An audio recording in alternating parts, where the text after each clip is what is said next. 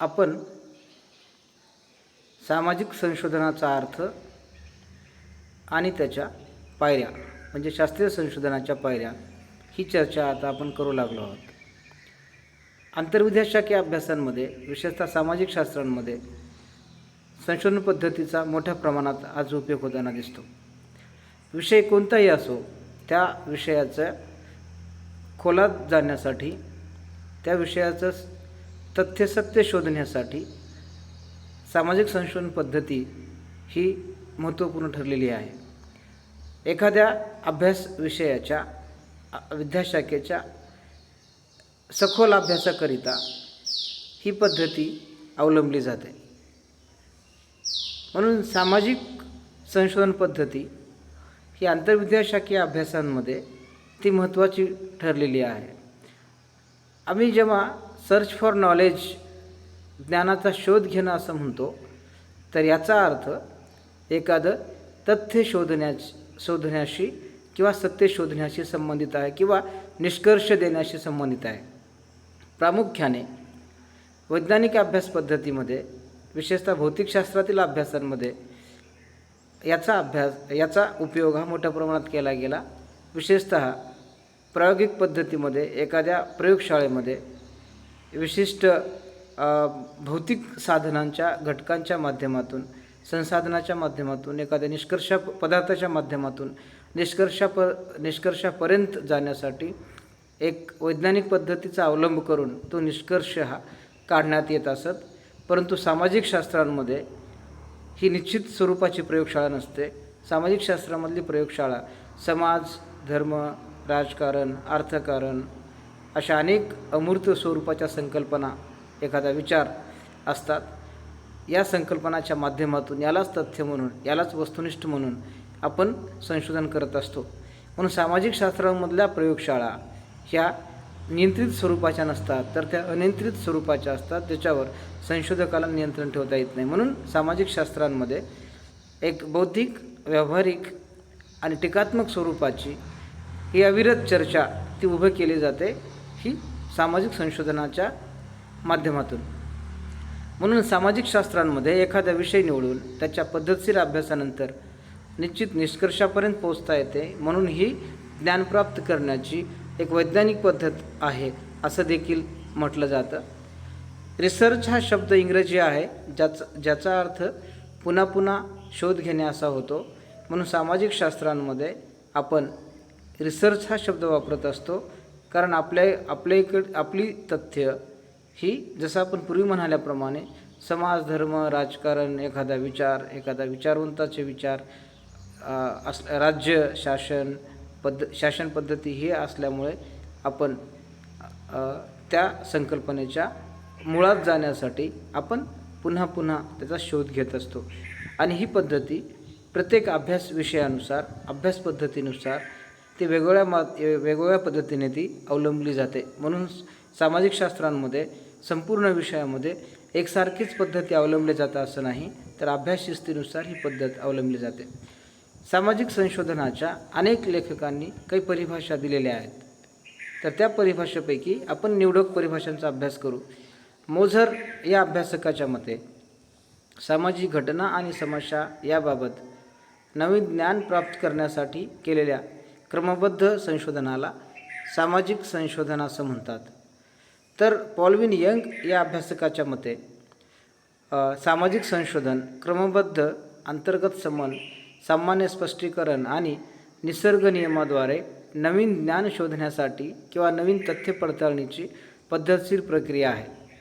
तर यंग यांनी नवीन तथ्य, आंतरसंबंध शोधणे, कार्यकारण भावाचे विश्लेषण करणे, मानवी वर्तनाचा वैज्ञानिक, तार्किक व पद्धतशीर अभ्यास करणे असा अर्थ सांगितलेला आहे. थोडक्यात सामाजिक तथ्य, व्यवहार, घटना, सिद्धांत आणि नवीन ज्ञान याच्याशी संबंधित असणाऱ्या सर्व संशोधनाला एक शास्त्रीय आधार असणारी, एक सायंटिफिक प्रोसेस, शास्त्रीय आधार असणारी ही एक प्रकारची प्रक्रिया आहे, ज्या माध्यमातून आपल्याला एखाद्या समस्येच्या मुळापर्यंत जाता येतं. साधारणतः या अर्थानंतर आपण संशोधनाच्या पायऱ्या काय आहेत ती चर्चा थोडक्यात करूयात. पहिली पायरी आहे समस्यासूत्रण. समस्यासूत्रण म्हणजे संशोधकाला अभ्यास विषयाकरिता एखादा विषय निवडून त्या विषयाच्या अभ्यासाला म्हणजे संशोधनाला प्रारंभ करावा लागतो. आता उदाहरणार्थ राज्यशास्त्रामध्ये आपण अभ्यास करताना एखादा राजकीय पक्ष हा विषय घेऊन किंवा एखाद्या राजकीय पक्षाची ध्येयधोरणे हा विषय घेऊन आपल्याला ती समस्या अभ्यासाकरिता निवडावी लागते. म्हणून समस्यासूत्रण ही संशोधनाची पहिली पायरी आहे. समस्यासूत्रणाशिवाय संशोधनाचं कार्य हे आरंभ होऊ शकत नाही. म्हणून समस्यासूत्रणच खऱ्या अर्थाने तुम्हाला संशोधन करण्याकडं घेऊन जातं. दुसरी बाब आहे वस्तुनिष्ठता आणि निरीक्षण. जोपर्यंत तुम्ही जी समस्या निवडलेली आहे ती समस्या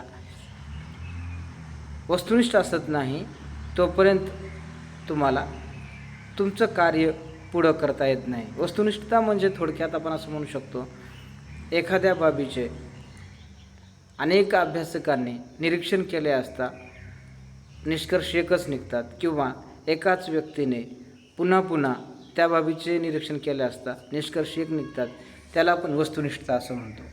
म्हणून ही वस्तुनिष्ठता, जसं की आधी आपण म्हणालो की राजकीय पक्ष ही आपल्यासाठी वस्तुनिष्ठता आहे, पण वस्तुनिष्ठता आपल्या विषयाची असणं हे तुम्हाला संशोधनाला एका विश्वसनीयतेकडे घेऊन जाणारी बाब असते. म्हणून वस्तुनिष्ठता आणि निरीक्षण हे महत्त्वपूर्ण. निरीक्षण म्हणजे काय, तुम्ही जो विषय निवडलेला आहे त्या बाबीचं तुम्हाला बारकाईने तपशीलवार त्याचं निरीक्षण तुम्हाला करता येणं, त्याच्यावर बारीक गोष्टीवर लक्ष ठेवता येणं म्हणजे निरीक्षण होईल. निरीक्षण आणि वस्तुनिष्ठता या खऱ्या अर्थाने तुमच्या संशोधनासाठी महत्त्वपूर्ण ठरतात. वर्गीकरण, आपण जो अभ्यास विषय निवडलेला आहे त्या अभ्यास अधिक सोपा करण्यासाठी तुम्हाला काही वर्गीकरण करावे लागतात, की जसं की एका विशिष्ट वयोगटाचा तुम्हाला अभ्यास करण्यासाठी तुम्हाला स्त्री पुरुष किंवा एखादा गट अशा वर्गवारीमध्ये त्याचं वर्गीकरण करून तुमचा निष्कर्ष हा नीट पद्धतीनं काढता येण्यासाठी वर्गीकरण करणं गरजेचं आहे. आता उदाहरणार्थ सांगायचं झालं तर MA शिकणाऱ्या विद्यार्थ्यांचा अभ्यास किंवा त्यांची मानसिकता किंवा त्यांना येणाऱ्या अडचणी जर आपण हा विषय निवडला तर पहिल्यांदा आपल्याला विद्यार्थी म्हणजे कोण, मग MAचे विद्यार्थी कोण आहेत, मग त्याच्या स्त्री आणि पुरुष अशी वर्गवारी तुम्हाला करून मग त्याच्या समस्या कोणत्या आहेत त्या समस्येची वर्गवारी करून त्याचं वर्गीकरण करून आपल्याला अधिकाधिक समस्येच्या जवळ जाता येतं. गृहीत कृत्याशिवाय कुठलंही संशोधन हे पूर्ण होऊ शकत नाही. गृहीतके हे खऱ्या अर्थाने एक गृहीत विधान असतात. संशोधन करण्यापूर्वी संशोधक जो विधान निश्चित करतो तो विधान म्हणजे गृहीत कृत्य होय. गृहीत कृत्याशिवाय तुम्हाला एक दिशा मिळत नाही संशोधनासाठी.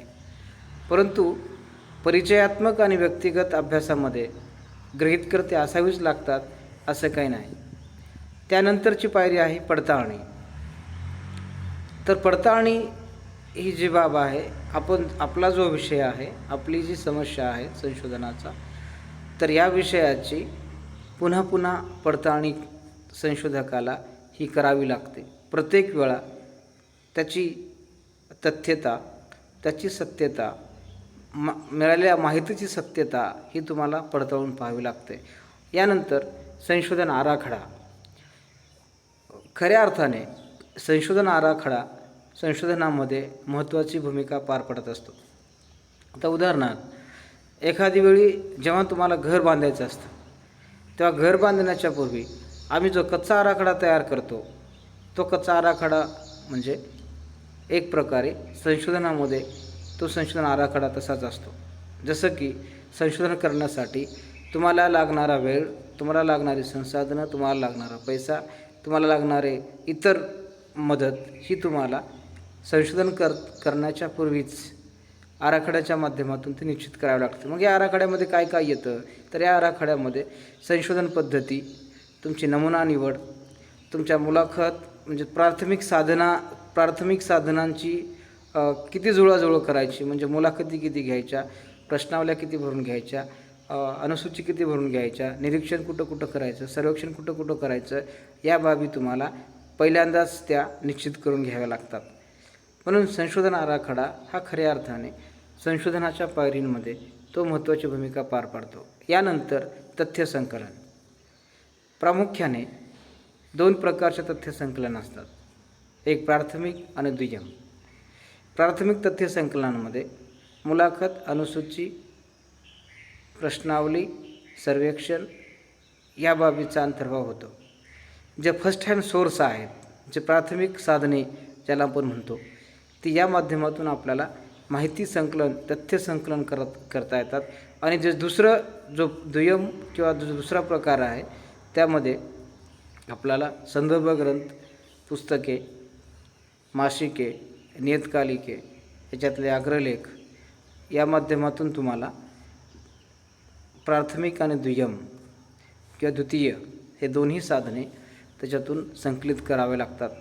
तुमच्या अभ्यास विषयाकरिता आवश्यक असणाऱ्या माहितीचं जुळवाजुळव करणे, ती माहिती गोळा करणे म्हणजे तथ्य संकलन आहे.